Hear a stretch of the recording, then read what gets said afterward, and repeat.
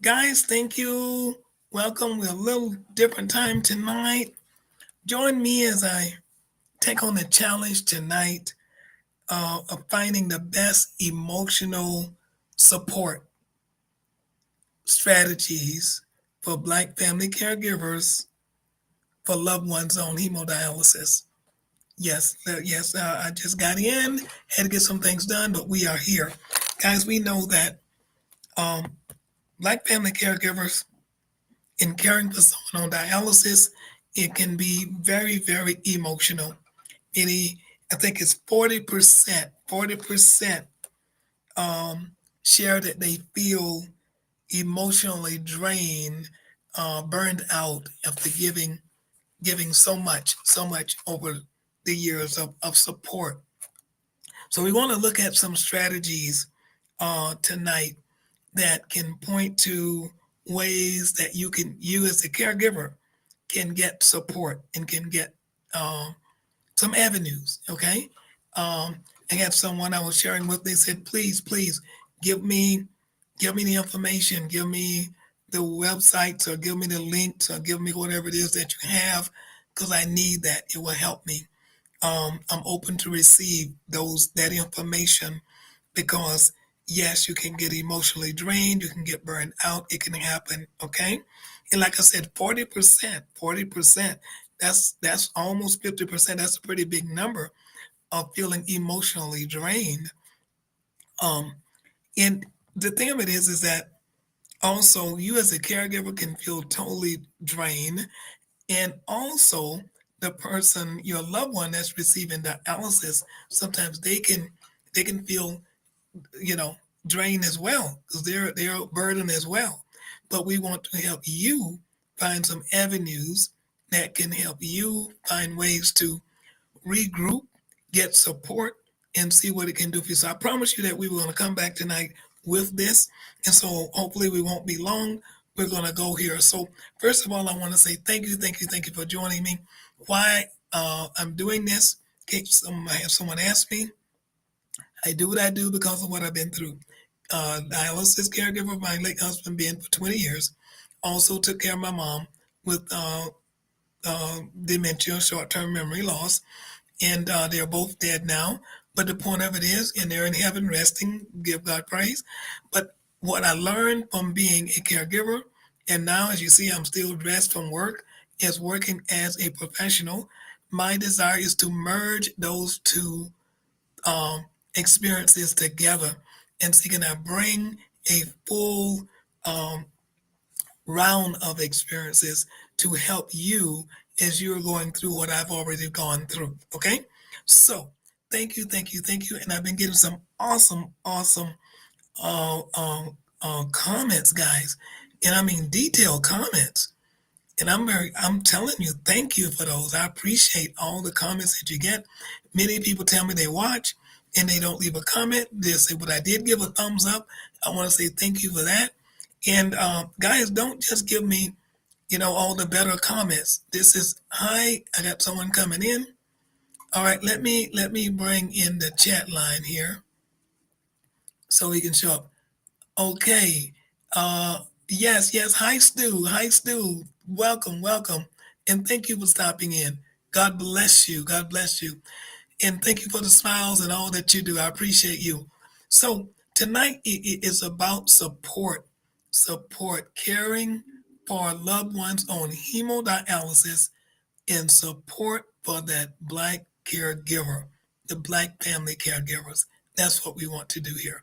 Okay? Because we're targeting the Black families. Other people are learning from this, and anybody can use this information. But right now, we're dealing with Black families. Um, and that's very, very important because our culture sometimes can be totally different than other cultures. All right.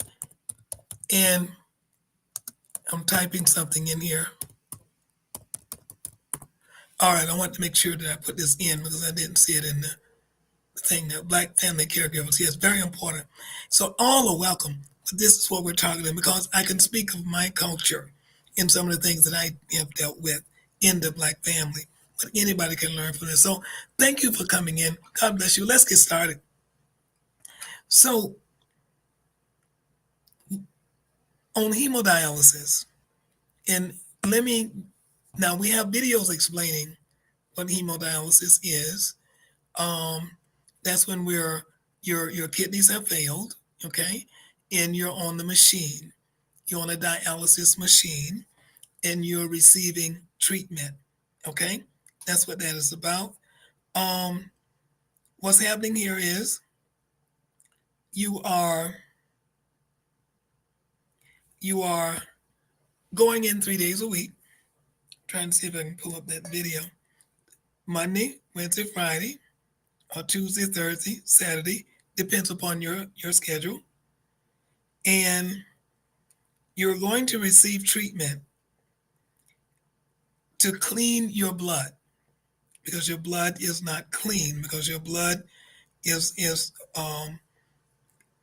is keeping in all of the toxins that we don't excrete when we go to the bathroom, and we can excrete those toxins, leftovers, things that our bodies don't want after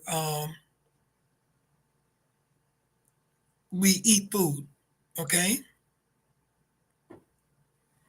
so I use the illustration just a review for somebody that's not here. I use the illustration of a baby diaper, and that fumes that you smell when the diaper is old, the um, ammonia type smell, okay, that comes in. So what you want to do is get rid of it because it doesn't smell good. Let me get this out of there, right?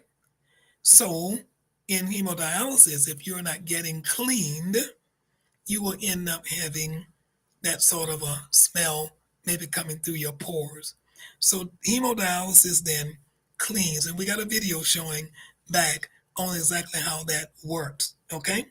But tonight we're talking about providing support because again, 40% at least of loved ones that are caring for their loved ones that are on dialysis said they feel overdrained, man. They feel like, just burnt out, emotionally drained. So one of the things that we can do is look for the culturally relevant support groups. So what am I saying? I said culturally, right? So I'm saying here I'm talking to Black family caregivers. Black family caregivers. All right. Okay. Can't get rid of that. All right. We're good. I want to hide something there. We'll leave it. Okay. Black family caregivers. I'm not saying that other family caregivers can't understand this, but you need to find somebody that's culturally supportive to you. Okay. So if you are Italian, you would need to find a group if you could. Now, some groups are going to cut all across the board, and there's going to be things that are going to be common. They're going to be common. Hello, Jean Cardo, welcome. Things are going to be common, but you need to find your group in your family. Okay, so let's go here. Black caregiver support groups. Yes, yes, thank you. Um, Joining support groups that cater specifically to the Black caregiver can provide a sense of what? Community and understanding. Because you're going to be basically talking the same language. Okay? Um, these groups offer a platform to share experiences. So what experiences are you dealing with? What is going on? What is happening? Okay? They'll know what you're talking about, and they'll be able to identify with you. Okay? So these groups offer a platform to share experiences, advice, and encouragement. You need encouragement. I was sharing with someone today, and they were just saying that, wow, um, I just don't feel I'm getting the encouragement. I need encouragement. There's nobody to encourage me. And also today, I was sharing with a client, a daughter coming to pick up someone, and she was sharing how she is dealing with everything, but then her body is going through. So she feels she's the only one, and her body is she's having some issues with her own body. Maybe not major issues right now, but there are issues that are causing some restrictions. Okay, so let's say the bottom line is if you hurt yourself, if you um injure you, and you're the main caregiver, you're the primary caregiver, what happens to the people that you're caring for? If you go down, what's going to happen to them, right? Does that make sense? Does that make sense to anybody? So, as I was sharing with her, you now are going to have to find some type of solution. Some type of solution. You can't just keep doing it you alone, me, myself, and I, and you're trying to do all of these things. The person has a disabled husband. The person is supporting their mom on dialysis. They are still working, and then they're having some physical challenges. It's a lot. So they need to be able to talk to somebody that understands what they're going through. And so that's then where you're going to get advice and encouragement, helping you build up, helping you be encouraged. Say, hold on, honey. You know what I'm saying? Look, I've been through this. I know exactly where you are. I know exactly where you are. Yeah. So hold on. I got a word. I made it through. I had to do this or I had to do that. So online communities, where you are right now, when you're coming in here and you're listening, and I think people as they're coming in and they hear and they share these videos with other people. I'm going to maximize here for a minute. Okay, yes, what I want to do. All right, and they're sharing with other people, and they're saying, wow, this information is helpful. Maybe you need to hear what's going on here. Maybe you need to pass this on to somebody. You might not be dealing with this, but there might be someone that you know that is dealing with this, and you want to share this video with them. Okay, all right. So one of the websites is Family Caregiver Alliance. Family Caregiver Alliance. Let me see, can I type that in? And I'll make sure I put these in the description box. It's called Family, okay, Caregiver Alliance. Okay? And also, I'm gonna put that one in so you can get that. Family Caregiver Alliance. And it'll come down once I put something else in. That little thing is up there blocking things. Okay? And then the other one is National Kidney Foundation. National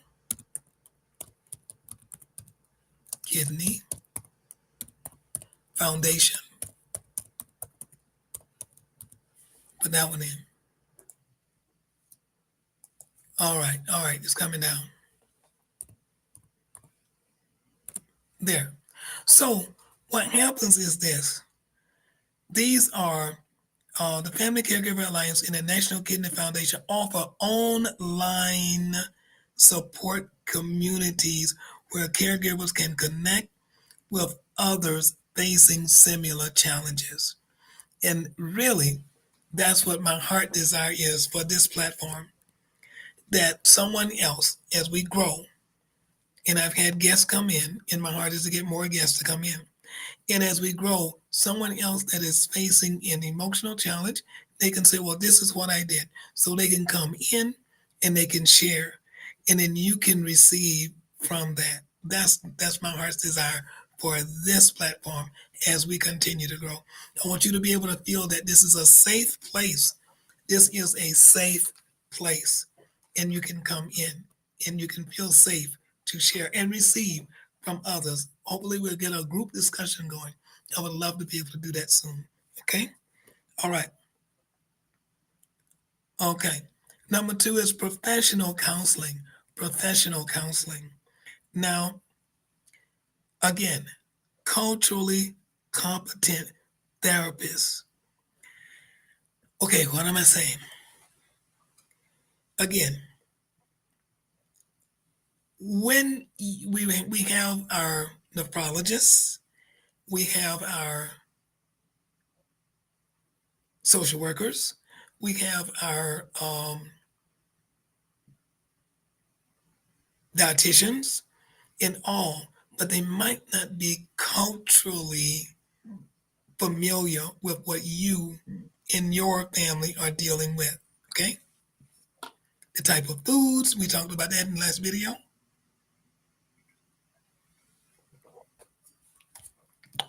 In the African culture, like American culture, again, I talked about, just use one thing. We love our collard greens. I love grits. We love grits. It's a Southern thing. Um, Various foods that we eat, other cultures might not have no idea about those. How can we take those things and be able to make them work for us in our family while the family is on, your loved one is on dialysis? So now you need support because, as I shared, just the food thing alone can get you totally just stressed out. The time management of doing treatment after treatment, 3 days a week, can get you stressed out. The side effects of dealing with what the loved one is going through, and you having to be available for them, that can get you stressed out. Um, just the life, as we look at the past video talking about adjusting to the lifestyle of having a loved one on hemodialysis, can get you just totally, stressed out. If you're not learning, you're trying to do all of this, you don't fully have the information and what to do. You're not talking to anybody. You're thinking that you can handle it all by yourself. And you're thinking that maybe it's just you in your situation, and it's not. So you need a outlet. Thank you, Lord. You need an outlet.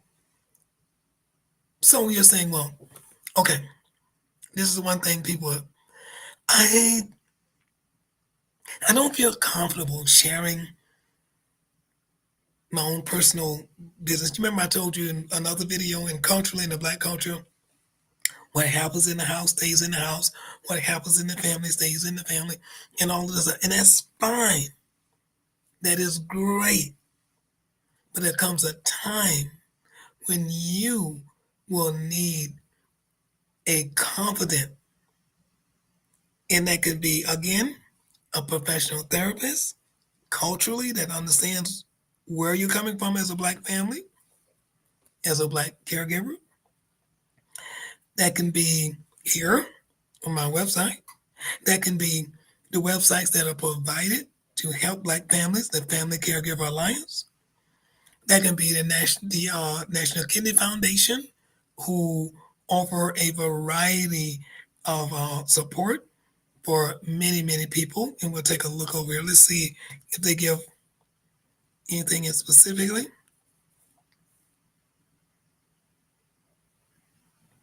They cover every area.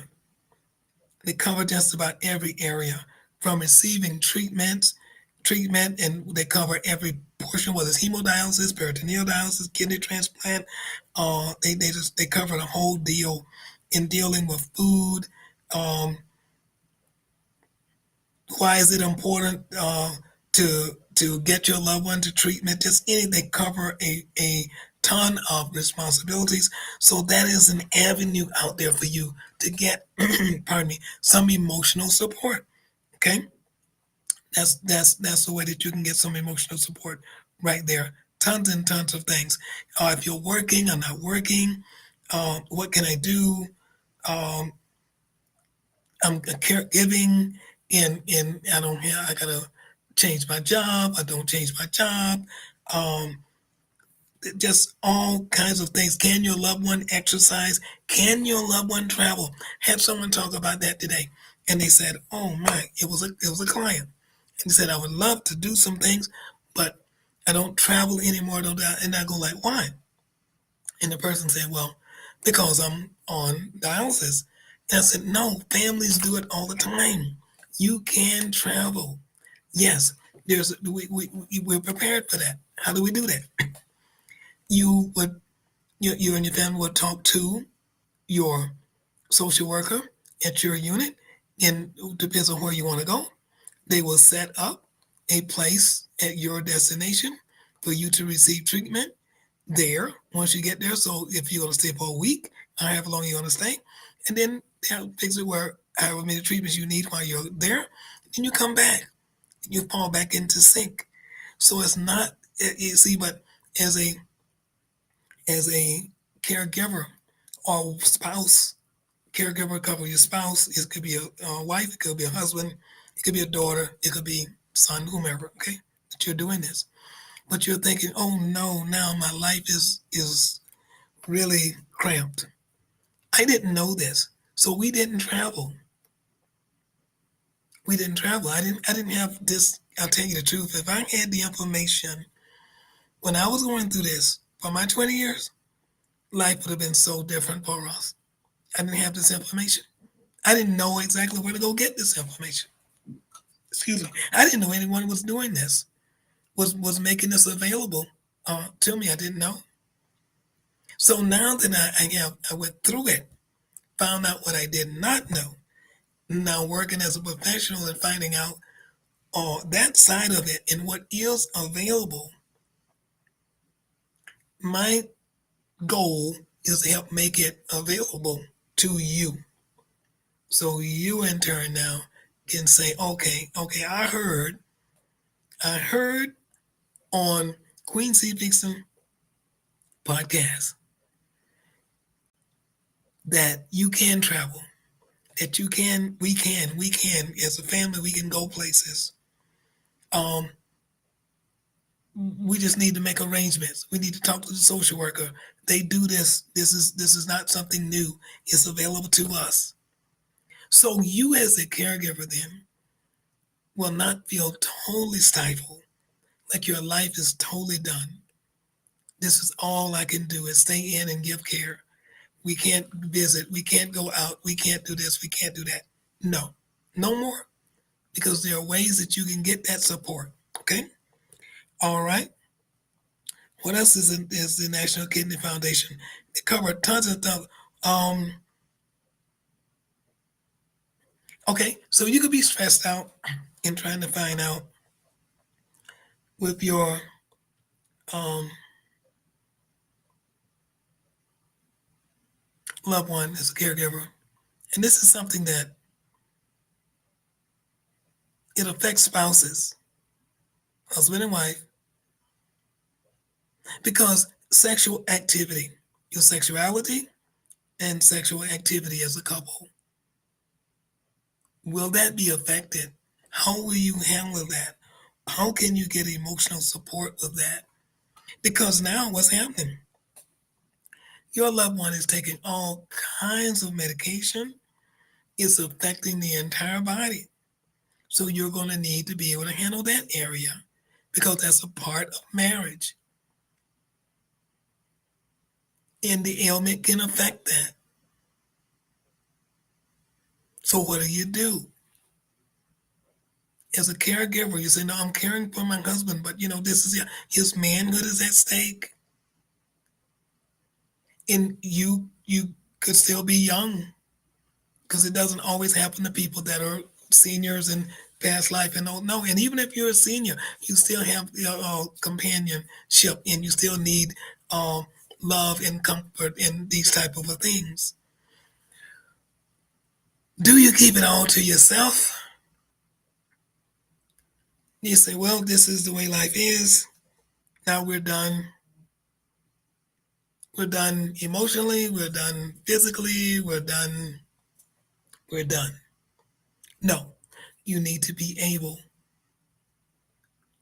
to let somebody know, to talk to a trusting, safe space, to get in a safe space and say, I don't know now. Will we be able to still have relations as a husband and wife? Will we still be able to have children? Maybe you're young enough to still have children. We had to come up with that question, my husband and I. You see what I'm saying? You need to know culturally. Is it over? Is everything over? Is it all over now? We're married now, but is it just over? Just dialysis now? Nothing else? No. And you need a safe space to be able to ask those questions and to be able to find out what other people are sharing, what's available out there. Is there a place we can go? Is there a doctor that talks about that? How do we handle that? Right? Um, you need to know. You need to know. Um, so so the question is, and this will be another topic, but I'm just trying to show how you can get um, support. There are places to get support. So what if the question is asked? What if you're thinking in your mind, can patients with chronic kidney disease still enjoy sexual relations? If you've asked that question, do you even think, that people would ask that question? Well, there is an answer. That's another video, but there is an answer. Okay. Um, the father, emotional support. You now, as maybe the wife, and you are wondering now with your husband. Okay, he's got chronic kidney disease. Can he still have? Can he still father children? Can that still happen? These are all questions that we had to deal with. So that's another video. Okay, you need emotional support for this.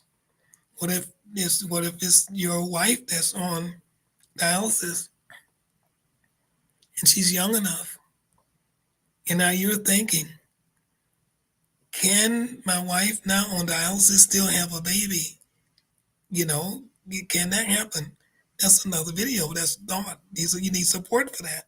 So I'm saying that there are places you are not just bound into this thing. This has happened to us and we are doomed. You are not doomed. There are avenues. There is support out there. Okay. So the one I gave you was the I see it here, Stu. I gotta bring you down because something is hiding that. I don't want to fight with it right now. Let me see what you're saying. Always wondered about that one. Great, Stu. Yes, about that one. Type in which one. The one, can she still have children, or the one, can she? Which one? Which one were you? Because I went over a couple there. Yeah, tell me exactly which one you were wondering about, and type it in, and I'll see it. So, and it's not just Stu that would have these questions, but these are questions that you deal with when it's your loved one that is going through. So you need support. Do you just say, "Well, I'm just going to abandon the dream we had for a family. I'm going to abandon all of these types of." What are you going to do? What are you going to do? You need to know where you can go, and you can find an answer. So we're gonna talk about these things. Not tonight. I'm just pointing out to you where we can get. Here's one that you might need support for. What about this question? Can can your spouse, female that is on dialysis, who has had a transplant, can she have a baby? She had a transplant now. How do we deal with that? So, um, dealing with the emotions, okay? These feelings are very common, guys. One of the most helpful things you can do is talk about them. I did not, when I was dealing with it myself, I didn't really know who to talk to. I did ask some of these questions to one of my husband's physicians. He was not culturally, yet he didn't understand my culture, but he was his physician, so he didn't fully know how to deal with and how to answer the questions to me. So I kind of kept it inside, and I just prayed about it and talked to God. And my husband and I, we tried to deal with it. But I don't want you to do that. I don't want you to be bound like that. There are ways. So one of the most helpful things you can do is to talk about them. Feelings are real and need to be shared. God met the needs of the people. Jesus met the needs of the people. Some churches provide this and some don't, but it's a necessary need. So this is why sometimes we have to go outside, like I said, to professional counselors or someone, or try to find someone that is culturally, that understand your culture. And you can hopefully confide in them. Okay? You may have been taught, pardon me, that it is quote weak to cry. Weak, weak to cry. Many people have. Depends on your culture. Okay? But many times that is exactly what you need to do. Why? Why? And God knows I cried many days. I'm not a crybaby. It takes a lot for me to cry. But I have cried. And I have fallen on my face before the Lord and just not and teared. I've cried with others, but sometimes they didn't know how to minister to me. So they didn't know how to reach in and find out the fullness of what I was crying about. Because they had always seen me as being the stronger one, the helper one. I'm always there to have you cry on my shoulder, and there to support you. See, but now you, the caregiver, you're the one, and now you need support. You're you're wanting to cry, or you need to cry. But where do you cry?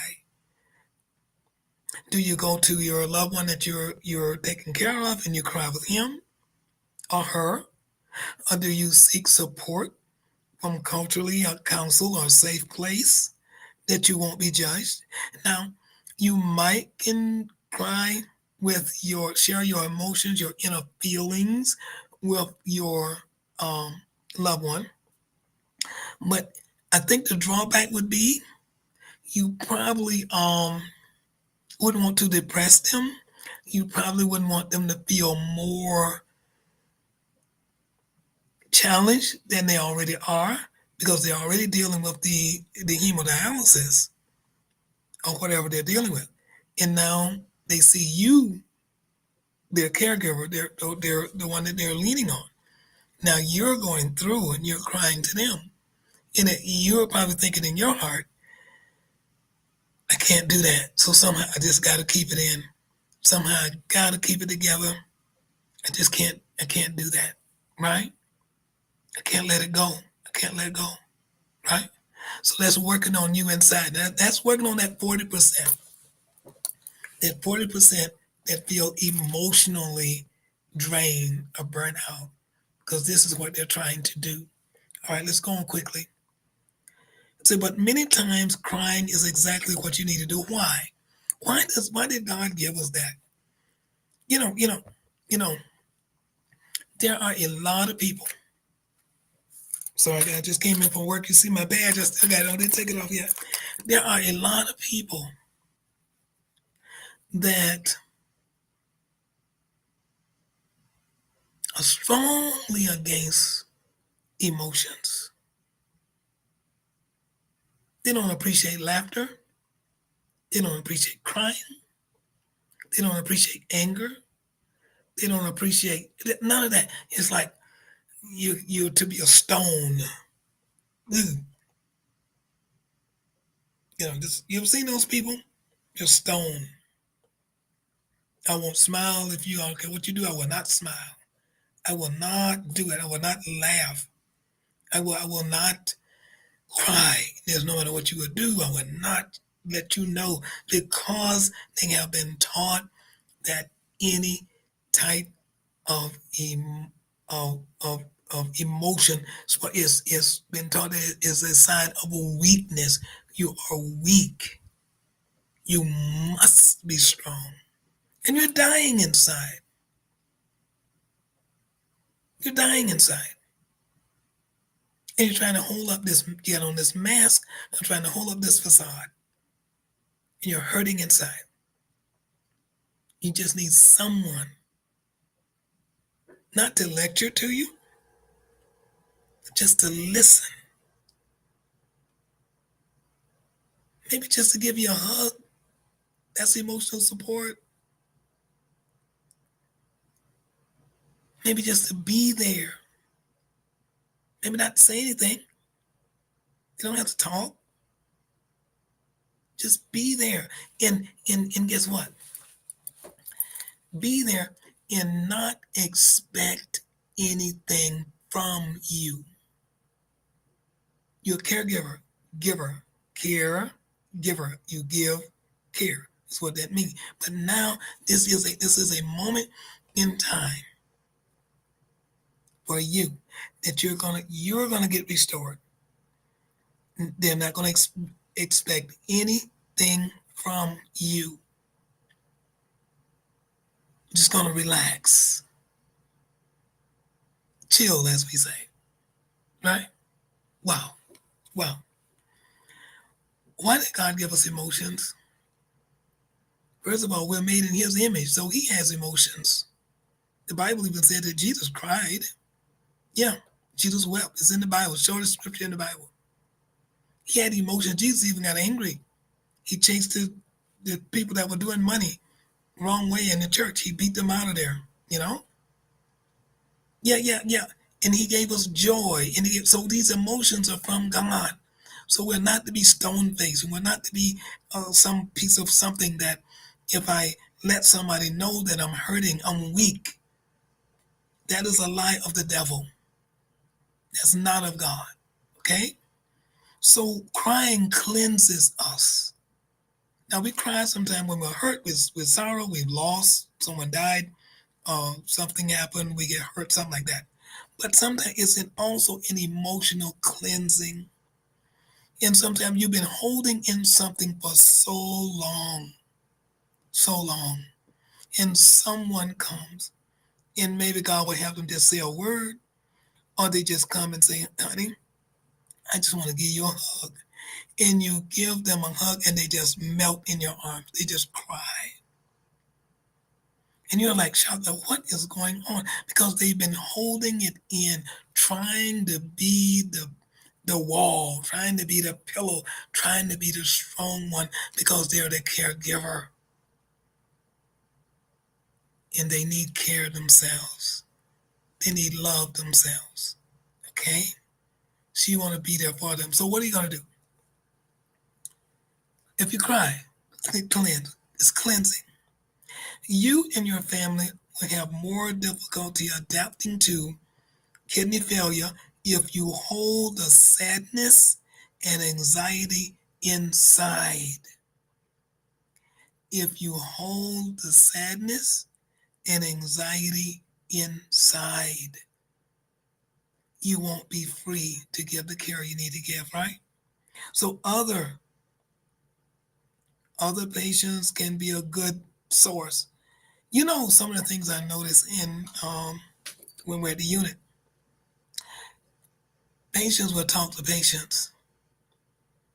The caregivers are maybe not there, but patients talk to patients, and they can share relative things because they're both going through it. Might be a little differently, but they find that in each other. and they can talk to each other. They share food, conversations. They share different things. Not everything, but they find support. It brings support to them. Um, a good source of support, and they also inspire. Because when the um, patient can be saying, "Man, I don't know if I can do this," and the other one is saying, "Yes, you can." What do you mean? Well, I've been doing this for so many years. Oh, you have? Because I just started. Well, how did you get it to work for you? Well, I make sure I do this. And I found out that you can't do that. And they discuss things among themselves. Then they can come home and share that with you. And you can put that into action. That's another way of support, right? Okay. So you can ask your treatment team or your the National Kidney Foundation um, for names of patients you can talk to. You can also one of the things for emotion support. One of the things my I think I shared this before. My husband did when he was getting ready to have his amputations done. I couldn't really help him with that. I could tell him that I loved him, and and that's what I did. And I was there in person and supported him and did all that I knew how to do. And you can only give, your hugs, your kisses. I'm there. You do what you know to do. But I was not losing my legs.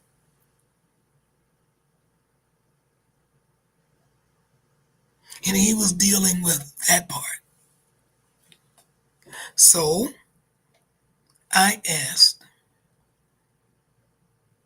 the doctor, is there a support group for this? And he said, yes. Yes, as a matter of fact, he says, we have a gentleman that comes around and speak with people that are going through this. I said, really? I wonder, can we sign up for him and see, can he come and speak to us? And the gentleman came. And when he came, he walked in to the room and he said hello to us and hello to my husband. And and he began to ask, okay, you're about to go through an amputation or whatever the case may be, and find out what questions he had about it and this type of a thing. And I'm looking at this guy and I'm saying, now this guy doesn't know anything about amputations. Why is he, he's walking around standing. And then after they talked for a minute, he pulled up his pant leg, both pant legs, and he was standing on prosthesis. He had had both legs amputated. And when my husband saw that, it sparked within him the courage to say, wow, there's hope after my amputations. Yes, and I couldn't give him that. I couldn't give him that emotional support. He was dealing with that inside. We saw videos. They gave us videos to watch and all kinds of things, but he was dealing with it, and I couldn't tell him what it felt like. But when that guy came in and talked to him and pulled up his pant leg, and he saw him walking around the way he was, he thought, yes, yes, all right, I can do this. I can do this, right? Emotional support. You can find it from patient to patient, professional to professional, but you want to find what you can find culturally. So Black families, find an African American if you can, that understands where you are and what you're dealing with. All right, all right, all right. Even the closest family members do not have the ability to read your mind. Expressing your needs is healthy. Caregivers, we can't read your mind. Nobody could read my mind. That was my fault that I did not express my needs. That was my fault because I'm thinking people ought to know what I'm going through. They see what I'm doing. They ought to know how I feel. They don't know how you feel. They have no idea how you feel. If you say you're doing okay, you're doing okay. They don't know what you need. Unless they've been through it, they have no idea. And sometimes my late bishop used to say, people get upset sometimes when you won't offer or do things for them. He said, but if you don't know that they have a need, if you don't know that they're hurting inside, if you don't know that they need prayer, if you don't know this, how can you help them? That's big, right? That's big. So expressing your needs is healthy. Caregivers, Black family caregivers, African American caregivers, all caregivers, but I'm targeting Black family caregivers. Expressing your feelings openly and honestly is important to your family's health and emotional well being. However, it is important not to make your family members feel guilty about your illness, about your feelings, about what you're feeling inside. Talking to caregivers now. Talking to caregivers.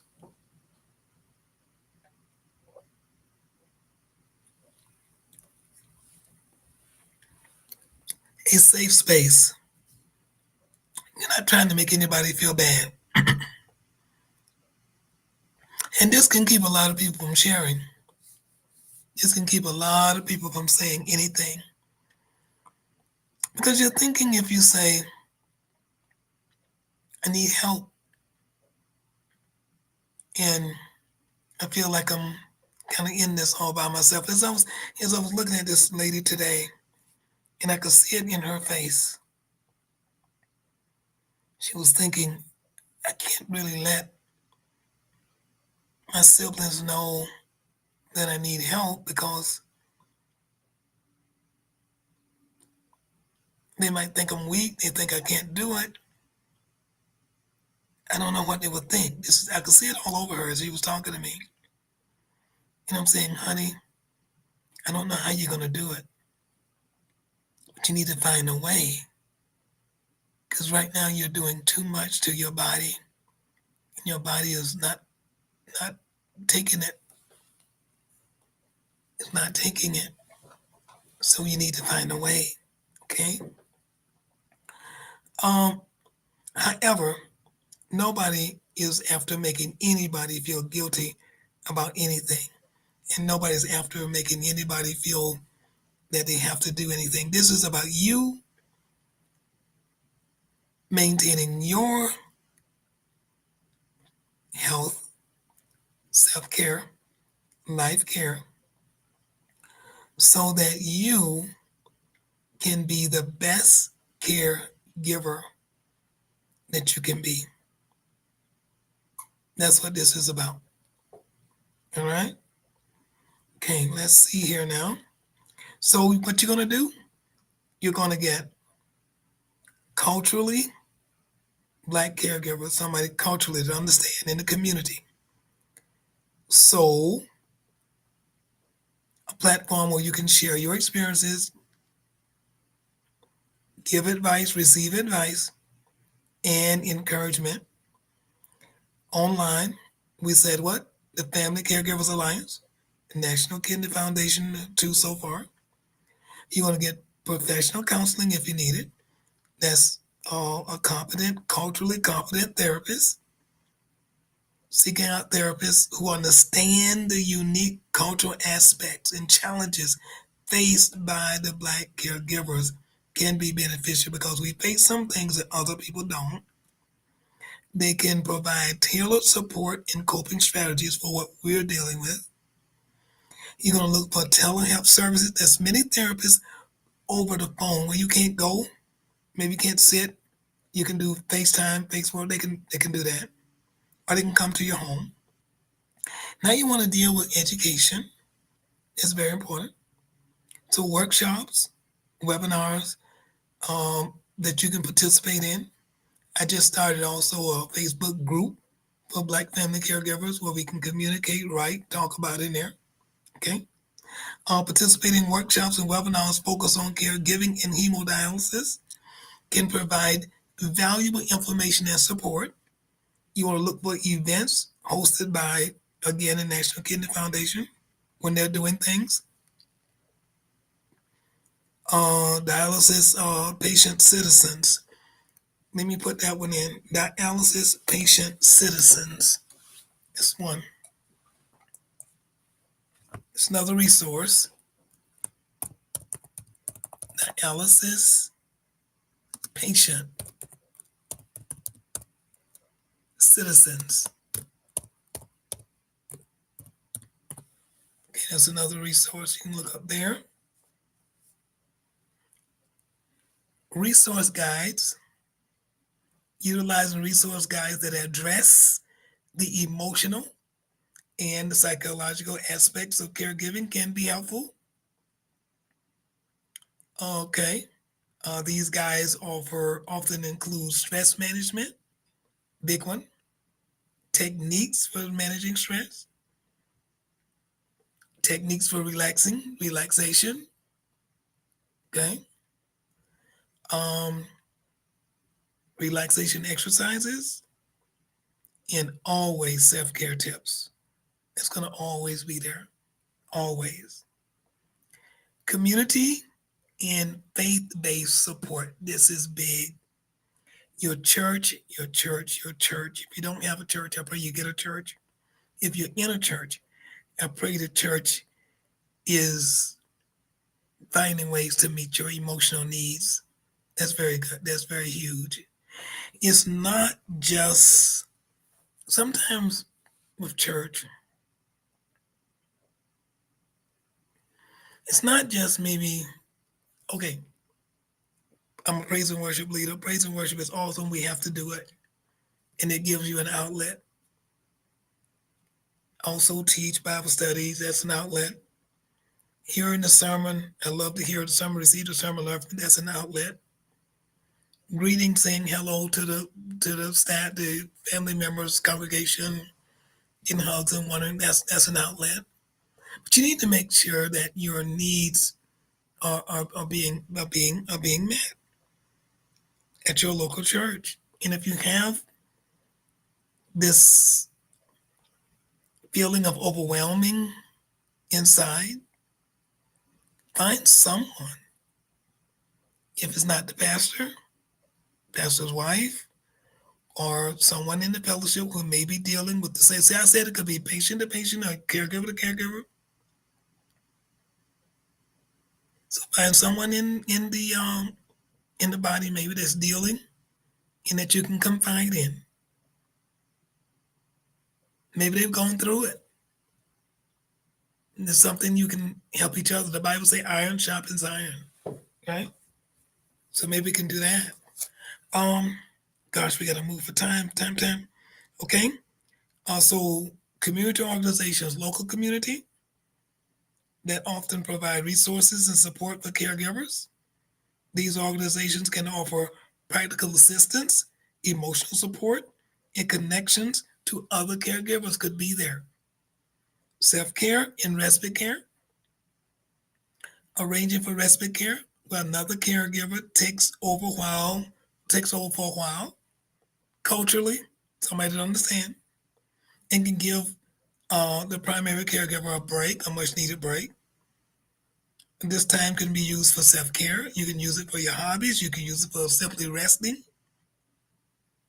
You want to practice your mindfulness, which is you managing stress, learning how to be calm, your meditation moments can reduce anxiety. Participating in advocacy training can empower caregivers to be better at what you do, and also support others and support loved ones. All of these are good things. All of these are good things. And you want to make sure that you have an outlet. Music is a great outlet. Music is a great outlet. If you don't sing, and I'm not telling you to be a professional singer, you can listen to it or whatever the case may be, but think about it if you don't do that already. It's a great outlet for healing. For healing. My hymn tonight, I had two. I'm trying to choose between the one. I'm going to go to this one. This is my hymn tonight for you.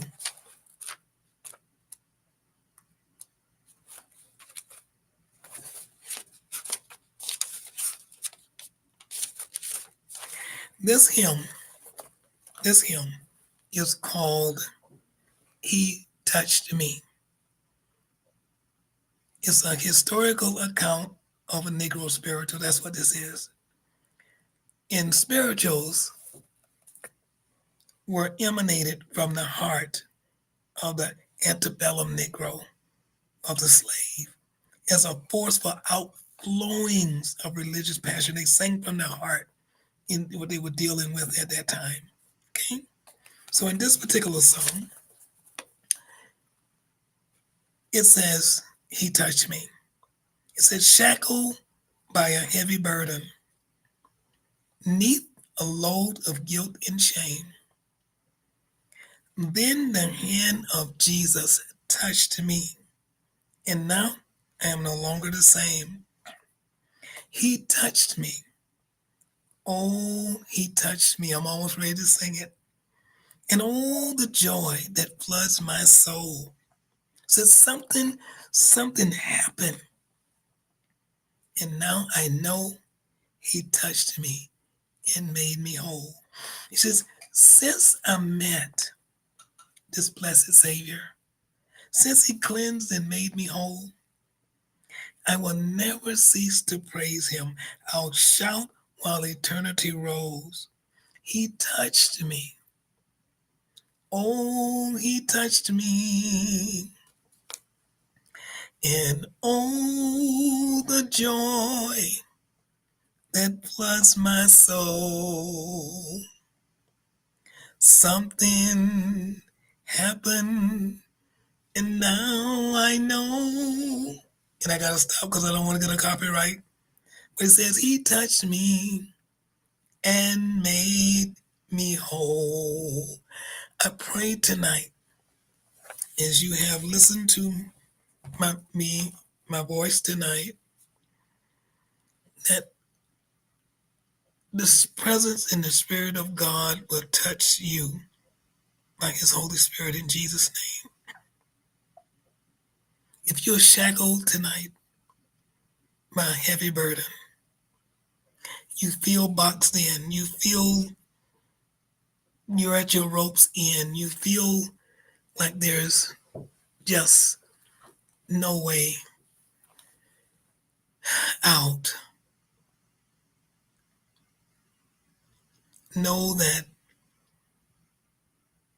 God can touch you tonight. Same way this song said, when you were shackled by a heavy burden, you feel like you're beneath a load of guilt and shame.